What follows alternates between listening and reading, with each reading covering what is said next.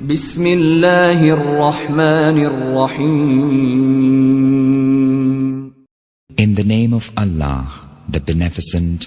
اور بے انتہا بے شمار لاتعداد انگنت درود و سلام ہو آقائے نامدار ختم الرسل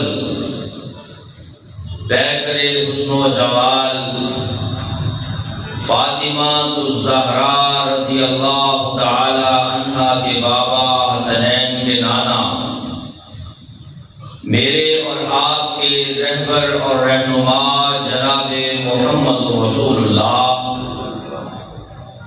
صلی اللہ علیہ وآلہ وسلم کی ذات مقدسہ پر اور اللہ تعالیٰ کی بے پناہ رحمتیں اور برکتیں ہوں صحابہ کرام رضوان اللہ علیہم اجمعین پر، تابعین اعظام، تبع تابعین کرام، محدثین کرام پر، اور علماء حق پر کہ جنہوں نے دین اسلام کے لیے اپنی زندگیاں وقف کی۔ محترم سامعین حضرات، انسان کی تخلیق کا مقصد اللہ رب العزت کی عبادت کرنا ہے، اور اللہ نے انسان کو فقط اپنی عبادت کے لیے بنایا ہے، اور قرآن میں فرمایا کہ وَمَا خَلَقْتُ الْجِنَّ وَالْإِنسَ إِلَّا لِيَعْبُدُونَ، جن و انس کو میں نے اپنی عبادت کے لیے پیدا کیا ہے، اور اس کے علاوہ جو سارا کاروبار زندگی نظر آتا ہے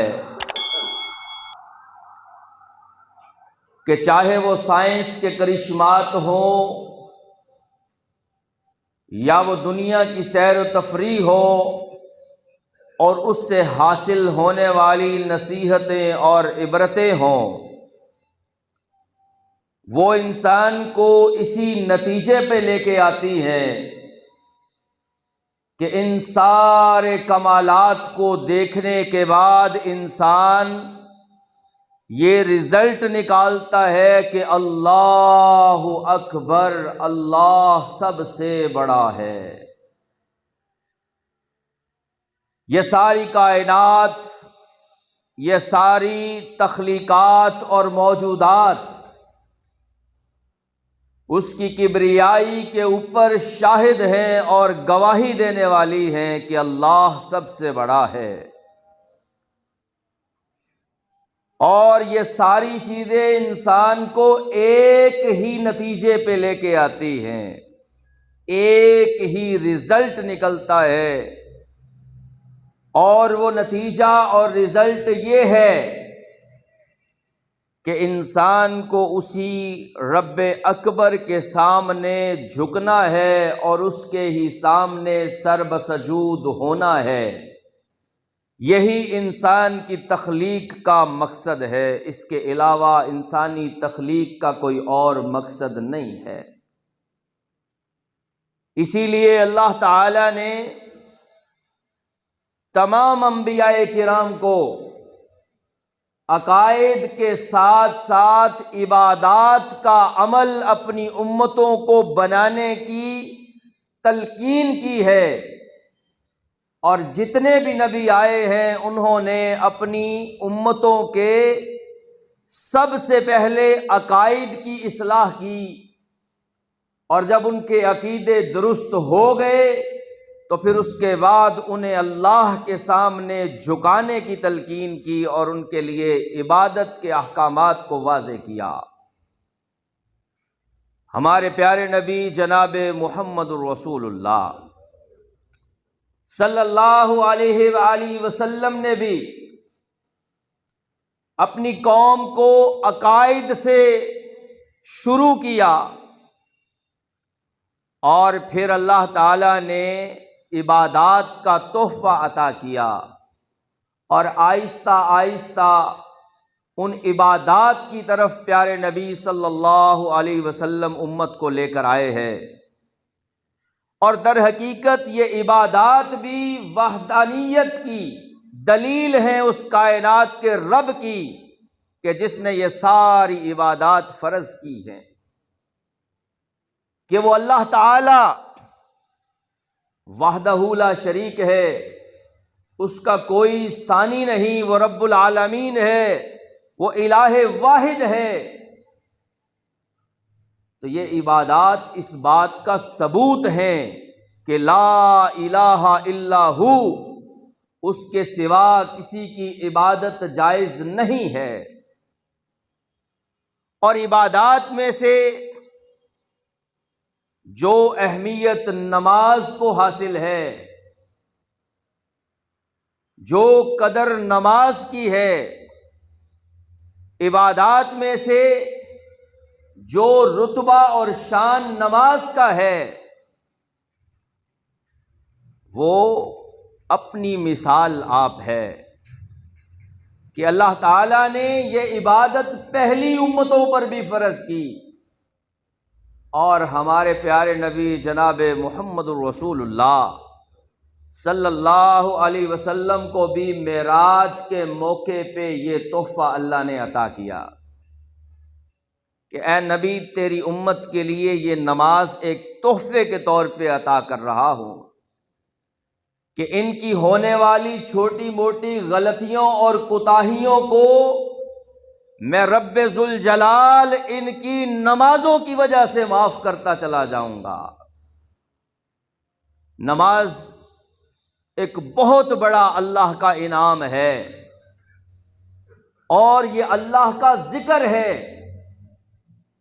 جو آیت میں نے سورہ عنکبوت کی آپ کے سامنے تلاوت کی، اللہ تعالیٰ اس میں فرماتے ہیں کہ اتل ما اوحی الیک من الکتاب واقیم الصلاۃ، جو کتاب آپ کو دی گئی ہے اس کی تلاوت کیجئے اور نماز قائم کیجئے، اس لیے کہ ان الصلاۃ، یقیناً یہ نماز، تنہا عن الفحشاء والمنکر، ہر قسم کی بے حیائی اور برائی سے روک دیتی ہے، اور وَلَذِكْرُ اللَّهِ اکبر، اللہ کا ذکر ہی سب سے بڑا ہے، وَاللَّهُ يَعْلَمُ مَا تَصْنَعُونَ، اور اللہ تمہارے تمام اعمال کو جانتا ہے، دیکھتا ہے، اس کے علم میں ہے۔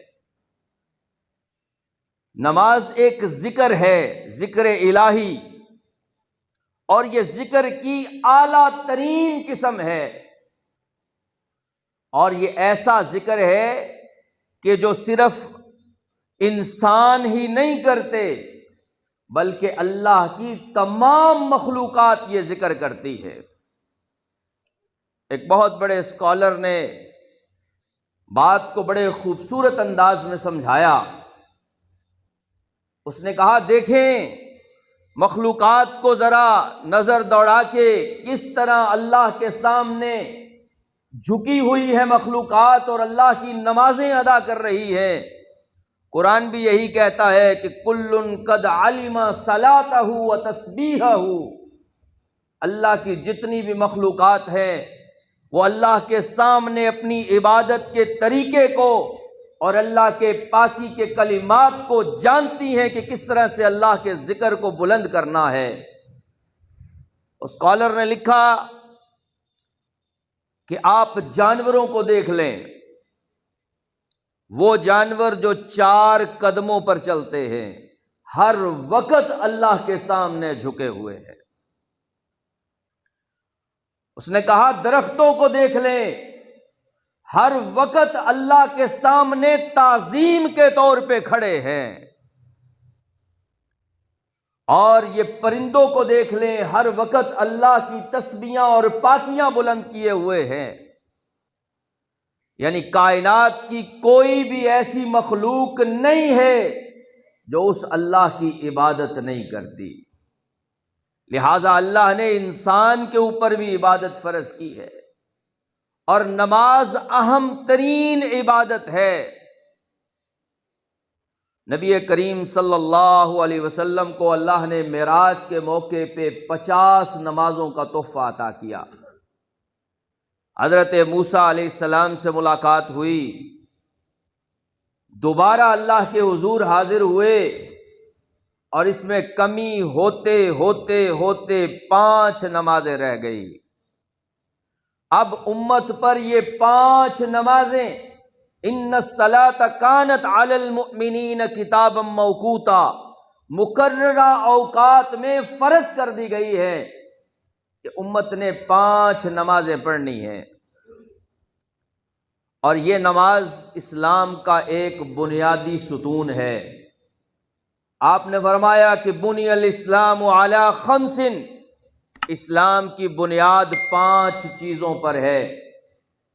شہادت اللہ الہ الا اللہ وان محمد عبدہ ورسولہ، اس بات کی گواہی دینا کہ اللہ کے سوا کوئی معبود نہیں اور محمد صلی اللہ علیہ وسلم اس کے بندے اور رسول ہیں۔ وَإِقَامِ الصَّلَاةِ، اور نماز قائم کرنا، وَإِيتَاءِ الزَّکَاةِ، اور زکوٰۃ ادا کرنا، وَصَوْمِ رمضان، اور رمضان کے روزے رکھنا، والحج، اور بیت اللہ کا حج کرنا اگر استطاعت اور طاقت ہو۔ اور ایک حدیث میں آپ نے فرمایا کہ رأس الامر الاسلام، دین کی اصل اور بنیاد یہ ہے کہ انسان اپنے آپ کو اللہ کے سامنے سر تسلیم خم کر دے، وعمودہ الصلاۃ، اور اس دین کی عمارت کا ستون نماز ہے۔ یعنی یہ دین ایک عمارت ہے یا دین ایک خیمہ ہے، تو اس خیمے اور اس عمارت کا اہم ترین ستون نماز ہے۔ اسی لیے فرمایا کہ ومن اقامها فقد اقام الدین ومن ہدمها فقد ہدم الدین، جس نے اسے قائم رکھا اس نے دین کو قائم رکھا، اور جس نے اسے گرا دیا اس نے دین کو گرا دیا۔ حضرات، نماز ذریعہ نجات ہے، نماز مومن کی معراج ہے، نماز آنکھوں کی ٹھنڈک ہے، نماز دین کا ستون ہے۔ نماز اس قدر اہم ترین عبادت ہے۔ اور پھر دیکھیے کہ پیارے نبی جناب محمد رسول اللہ صلی اللہ علیہ وسلم نے خود بھی اس عبادت کو کس ذوق اور شوق سے ادا کیا، اور صحابہ کرام کو بھی اس پر کس قدر تاکید اور پابندی کی نصیحت کی۔ ایک صحابی رسول نے جب پوچھا حضور ای الاعمال افضل عند اللہ، اللہ کے ہاں جو سب سے زیادہ اعلیٰ اور فضیلت والا عمل ہے وہ کون سا ہے؟ آپ نے فرمایا الصلاۃ لوقتہا، نماز کو اس کے اول ترین یا صحیح ترین وقت کے اندر ادا کرنا، یہ اللہ کے ہاں سب سے افضل عمل ہے۔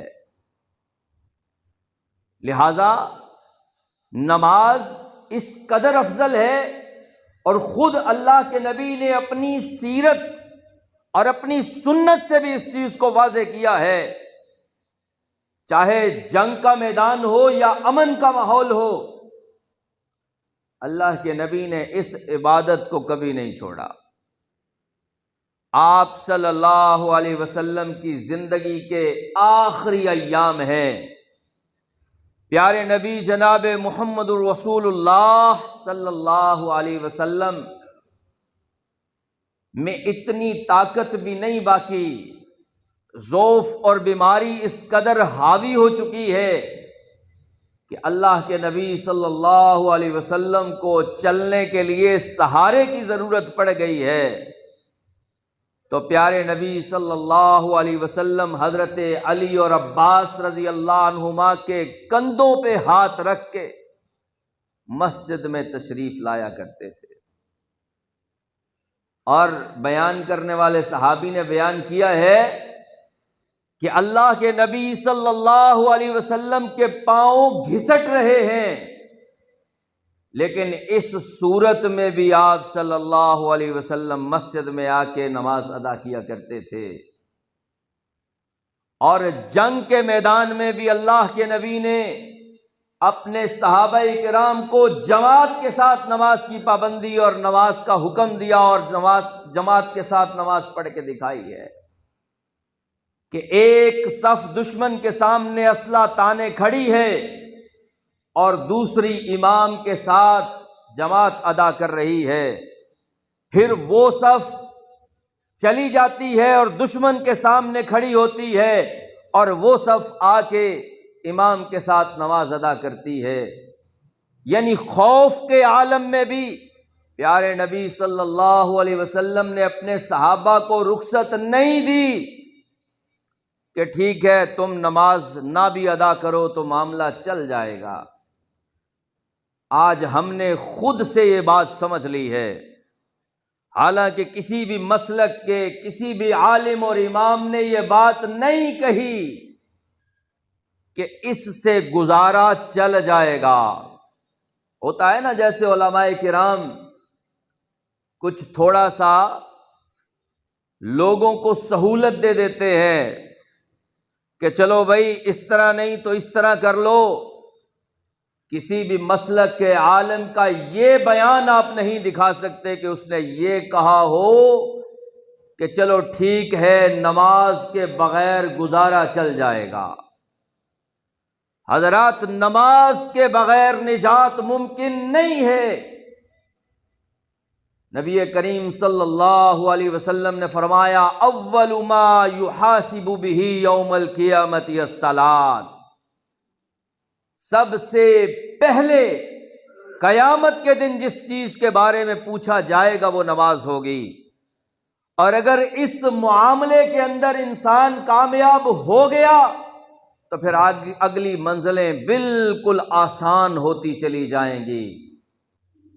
اور اگر نماز کے فرائض میں سے کچھ کمی اور کوتاہی نظر آئے گی تو اللہ اپنے فرشتوں سے کہے گا کہ دیکھو میرے بندے نے کہیں کوئی نفل ادا کیے ہوں تو ان نفلوں کے ذریعے اس کے فرائض کو پورا کرو اور اس بندے کو جنت کے اندر بھیج دو۔ یعنی ذریعہ نجات یہ نماز بن جائے گی انشاءاللہ قیامت کے دن۔ سب سے پہلے اللہ تعالیٰ اس کے بارے میں سوال کرے گا۔ اور حضرات، اصل نجات جو ہے وہ تو ہے ہی آخرت کی نجات۔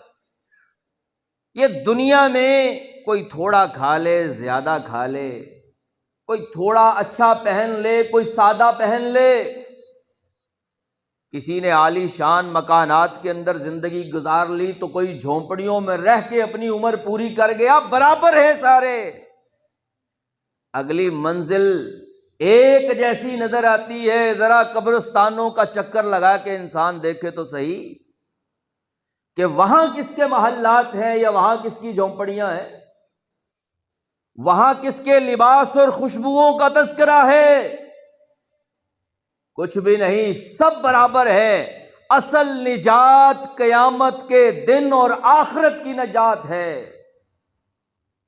فَأَمَّا مَنْ أُوتِيَ كِتَابَهُ بِيَمِينِهِ، اس دن جس کو دائیں ہاتھ میں اعمال نامہ دے دیا گیا، وہ کہے گا ہاؤم اقرؤ کتابیہ،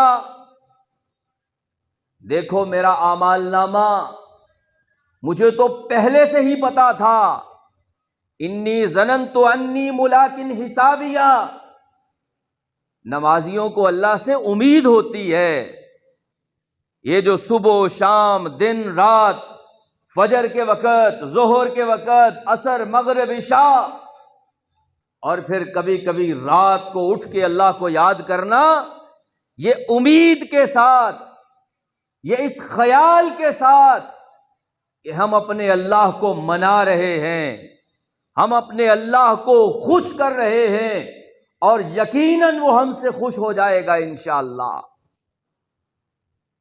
وہ جس کو اس کے اعمال نامہ دائیں ہاتھ میں دیا جائے گا وہ کہے گا انی ظننت انی ملاق حسابیہ، مجھے پتا تھا کہ میرا اللہ مجھے ضرور کامیاب کرے گا۔ اور پھر جنتوں کا مہمان بنائے گا۔ فی جنت عالیہ، بلند و بالا جنتوں کے اندر، قطوفہا دانیہ، کہ پھل جس جنتوں کے جھکے ہوئے میوے، ہاتھ بڑھاؤ تو بالکل حاصل کر لو۔ کلوا واشربوا ہنیئا بما اسلفتم فی الایام الخالیہ، وہ سردی کی راتوں اور صبحوں کو جو اٹھا کرتے تھے، وہ جو وقت نکال کے اپنی دکان اور کاروبار کو بند کر کے مسجد میں نماز کے لیے آیا کرتے تھے، آج کھاؤ پیو، یہ ان دنوں کے کیے گئے اعمال کا نتیجہ ہے۔ میں نے یہ جنتیں تمہیں اس لیے عطا کی ہے کہ وہ جو دنیا میں تم مجھے راضی کرنے کی کوششیں کرتے تھے، آج میں راضی ہو گیا ہوں۔ لیکن اس کے برعکس بد نصیب اور بدبخت قسم کے لوگ کہ جن کو ان کا اعمال نامہ بائیں ہاتھ میں دیا جائے گا، وہ کیا کہیں گے؟ وہ یہ بات کہیں گے کہ کاش کہ آج ہمیں ہمارا اعمال نامہ دیا ہی نہ جاتا، ہم اپنا حساب و کتاب ہی نہ جانتے، کاش کہ آج موت آ جائے جو ہمیں اس عذاب سے بچا لے۔ لیکن حضرات، اس دن موت بھی آنے والی نہیں ہے، اور جنتی اپنی جنتوں میں بیٹھ کر ان جنتوں کے جب مزے لوٹ رہے ہوں گے تو جہنمیوں سے سوال کریں گے کہ ما سلککم فی سقر، اور جہنم میں کون سی چیز لے گئی تمہیں بھائی؟ بتاؤ کس وجہ سے جہنم میں جانا پڑ گیا؟ تو وہ جواب کیا دیں گے؟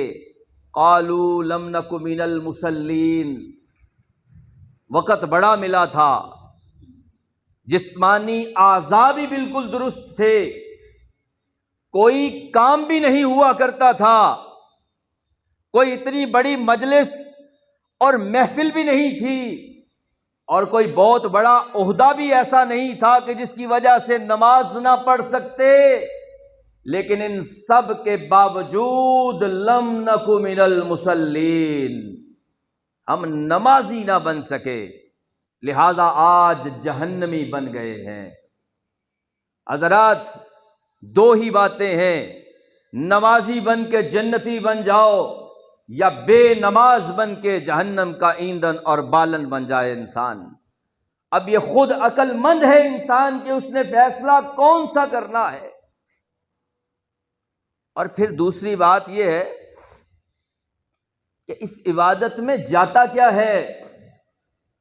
آپ دیکھیں دیگر عبادات اللہ نے فرض ہی ایسے کی ہیں کہ جو صاحب استطاعت ہے، زکوٰۃ وہ دے گا جس کے پاس مال ہے، حج وہ کرے گا جو صاحب استطاعت ہے، اور روزے سال کے بعد آئیں گے۔ لیکن یہ نماز، اس میں انسان کا کچھ بھی نہیں جاتا، بلکہ ظاہری اور روحانی پاکیزگی انسان کو حاصل ہوتی ہے۔ اور قرآن بھی یہی بات کہتا ہے کہ ان الصلاۃ تنہی عن الفحشاء والمنکر۔ آج بے حیائی اور برائی کی وجہ سے ساری امت پریشان ہے، تمام لوگ پریشان ہیں، کیونکہ اس بے حیائی اور برائی نے گھروں کے گھر اجاڑ دیے ہیں۔ لوگ اس قدر پریشان ہیں کہ وہ اپنے عزیز و اقارب کو باہر بھیجنے سے ڈرتے ہیں۔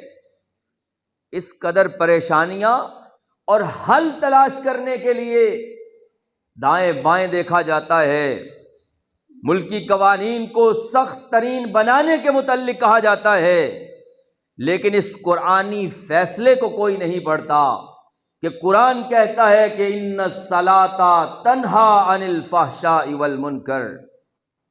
اپنے گھروں میں نماز کو عام کر لو، بے حیائی اور برائی بالکل دور ہو جائے گی، انسان پاکیزہ ہو جائے گا، انسان کا باطن بھی اور ظاہر بھی پاکیزگی والا بن جائے گا، نماز کو صحیح طریقے سے اگر قائم کر لیا جائے، دنیا کی ساری بے حیائی اور برائی ختم ہو جائے گی۔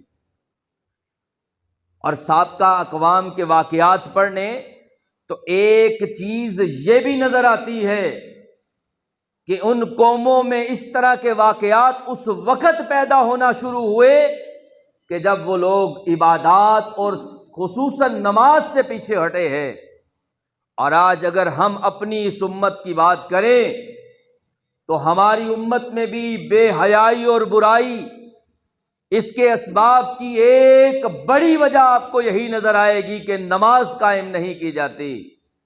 ہمارے اوپر سے لے کے نیچے تک اکثریت جو ہے وہ بے نمازوں کی موجود ہے، اور باقاعدہ طور پہ ملکی قوانین ایسے نہیں بنائے جاتے کہ جس میں نماز کا اہتمام اور پابندی کی جائے اور نماز کی طرف آیا جائے۔ حضرات، فلاح و کامیابی کے لیے ایک ہی طریقہ ہے اور وہ عبادات سے ہو کے گزرتا ہے۔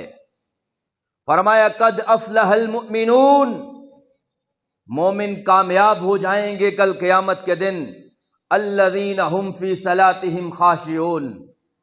مومن کون سے؟ بے نمازی، یا کبھی موقع ملا تو نماز پڑھ لی، یا جمعے کے دن آ گئے اور باقی دنوں میں بالکل بے نمازی رہے؟ نہیں حضرات، الذین هم فی صلاتہم خاشعون۔ اور ان آیات کے بعد فرمایا کہ والذین هم علی صلواتہم یحافظون، نمازوں کی حفاظت کرنے والے۔ نماز کی حفاظت کیا ہے؟ کبھی پڑھ لی کبھی نہ پڑھی؟ نہیں، فویل للمصلین، ایسے نمازیوں کے لیے تو ہلاکت ہے کہ جو اپنی نمازوں کو بھول جائیں، نمازوں کی حفاظت نہ کریں، نمازوں پر پابندی نہ کریں۔ الذین هم فی صلاتہم خاشعون، خشوع و خضوع اختیار کر کے نماز ادا کی جائے تو اللہ کہتا ہے کہ یہ میرے مومن بندے ہیں جو کامیاب ہونے والے ہیں۔ اور کامیابی کسے نہیں چاہیے؟ وہ بڑا بے وقوف شخص ہوگا جو کہے گا کہ مجھے فیلئر ہی رہنے دیجئے، میں کامیاب نہیں ہونا چاہتا۔ تو کامیابی کا اللہ نے آسان ترین طریقہ بتایا ہے جس میں کچھ محنت نہیں لگتی ہے، کوئی روپیہ پیسہ خرچ نہیں ہوتا، اور انسان اللہ کو راضی بھی کر لیتا ہے۔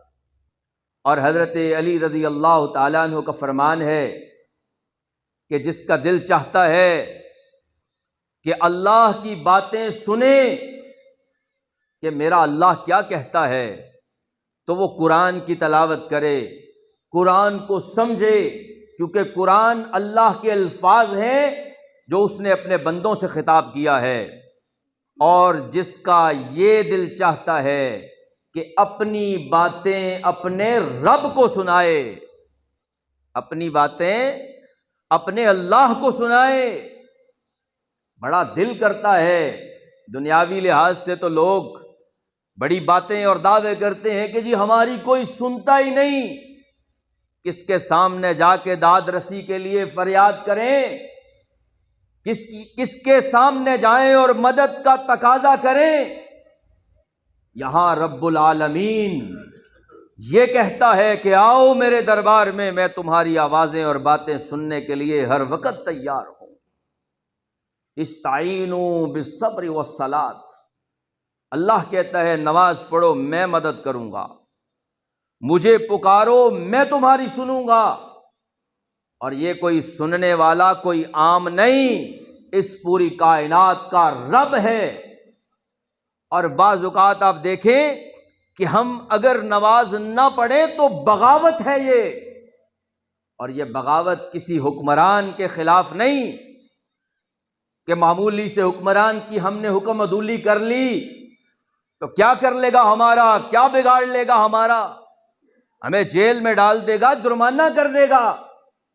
نہیں میرے بھائی، یہ حکم عدولی اور بغاوت ہے اس رب کائنات کی جو ہر لمحہ پکڑنے کے اوپر قادر ہے، جو ہر طرح کی سزا دینے کے اوپر قادر ہے۔ جب اس کی کلمات گونجیں کہ حی علی الصلاۃ حی علی الفلاح، اور میں آگے سے انکار کر دوں، میں کہوں کہ نہیں، میرے کام زیادہ خاص ہیں، میری محفل زیادہ خاص ہے، میرا آرام زیادہ خاص ہے، اللہ کی پکار تو آتی ہی رہتی ہے، کبھی موقع ملا تو لبیک کہہ دوں گا، نہیں میرے بھائیوں، اور ہاتھ سے وقت بڑی تیزی سے گزر جاتا ہے۔ انسان سوچتا ہوتا ہے کہ ابھی تو بڑا موقع ہے، کچھ وقت آئے گا کہ پھر پکے نمازی بن جائیں گے، پھر 5 وقتی نماز پڑھا کریں گے جب کوئی اور کام نہیں ہوگا۔ تو آپ دنیا کے حالات اپنی آنکھوں سے دیکھ رہے ہیں کہ مہلت انسان کو نہیں ملتی ہے، اس لیے ہمیں اللہ کو راضی کرنے کے لیے اور کچھ نہیں کر سکتے تو 5 وقت مسجد میں آ کے نماز تو ادا کر لیا کریں۔ اور اگر وعید کی بات ہی سننی ہے تو ہم سنا چکے ہیں کہ جہنم میں جانے کی سب سے بڑی وجہ جو ان جہنمیوں نے بتائی وہ یہی تھی، قالوا لم نک من المصلین، ہم نماز نہیں پڑھا کرتے تھے۔ مولویوں نے تو بڑا کہا کہ نمازی بن جاؤ، نمازیں پڑھ لو، لیکن ہم تو سوچتے تھے کہ ان کو تو کوئی کام ہی نہیں ہے، جو مرضی درس دیکھ لو، جو مرضی خطبہ جمعہ دیکھ لو، مولوی جب بھی بات کرتا ہے نماز پڑھ لو، نماز پڑھ لو، واقیموا الصلاۃ واقیموا الصلاۃ۔ تو حضرات، اپنی اولادوں کو نمازی بنانے کی ضرورت ہے، اور کب سے؟ بچپن سے۔ فرمایا کہ جب تمہارے بچے 7 سال کی عمر کو پہنچ جائیں تو انہیں نماز کا حکم دو۔ وَإِذَا بَلَغَ 10 سِنِينَ فَاضْرِبُوهُ عَلَيْهَا، اور 10 سال کے ہو جانے پہ نماز نہ پڑھے تو انہیں مارو۔ آج باپ کیسے مارے گا؟ خود نماز نہیں پڑھتا۔ آج ماں کیسے مارے گی؟ خود نماز نہیں پڑھتی، تو بچوں کو نماز کی تلقین کیسے کریں گے؟ حضرات، اسی لیے کہ یہ عبادت ہمارے اندر رچ بس جائے، اور کچھ بھی ہو جائے ہم یہ عبادت نہ چھوڑیں، کچھ بھی ہو جائے یہ نماز نہ چھوڑیں، اس لیے کہ یہ نماز ہی ذریعہ نجات ہے۔ اور محدثین اور ائمہ فقہ نے تو بہت سخت ترین باتیں کی ہیں۔ امام احمد بن حنبل رحمہ اللہ کہتے ہیں کہ بے نمازی شخص کو قتل کر دیا جائے، اس کی یہ سزا ہے۔ امام مالک اور امام شافعی رحمہ اللہ کہتے ہیں کہ ایسا آدمی کفر میں چلا جاتا ہے، اور امام ابو حنیفہ رحمہ اللہ کا فرمان یہ ہے کہ ایسے آدمی کو قید میں ڈال دیا جائے، جب تک وہ توبہ اور استغفار کر کے نمازی نہیں بن جاتا اس کو اس قید سے نکالا نہ جائے۔ تو کسی امام نے بھی رخصت نہیں دی، یہ رخصت ہم نے خود سے اختیار کی ہوئی ہے کہ چلو ٹھیک ہے، جمعے کے لیے تو جاتے ہیں۔ ہمارے بہت سے دوست احباب وہ صرف جمعہ پڑھ لینا کافی سمجھتے ہیں کہ میں نے تو جمعہ پڑھا ہے، نماز پڑھی نہ پڑھی کوئی بات نہیں۔ نہیں، بین العبد و بین الکفر ترک الصلاۃ، کفر اور ایمان کے درمیان ایک ہی دیوار کھڑی ہے اور وہ نماز کی ہے۔ اسے گراؤ گے تو ایمان سے کفر کے اندر چلے جاؤ گے۔ من ترک الصلاۃ متعمدا فقد کفر، نبی کریم نے فرمایا جس نے جان بوجھ کر نماز چھوڑی اس نے کفر کیا ہے۔ وَأَقِيمُوا الصَّلَاةَ وَلَا تَكُونُوا مِنَ الْمُشْرِكِينَ، قرآن کہتا ہے کہ نماز قائم کرو اور مشرکوں میں سے نہ ہو جاؤ، کیونکہ مشرک نماز نہیں پڑھتے ہیں۔ اور حضرات، فضائل اور ثواب کی بات انشاءاللہ پھر کسی خطبہ جمعہ میں بتائیں گے۔ آج اتنا ہی کافی ہے کہ نماز ذریعہ نجات ہے، اور نماز کو چھوڑ دینا یہ جہنم میں جانے کا ایک سبب ہے۔ اللہ تعالیٰ مجھے اور آپ کو 5 وقت کی نماز اور اس کے ساتھ نوافل ادا کرنے کی توفیق عطا فرمائے۔ وآخر دعوانا ان الحمد للہ رب العالمین۔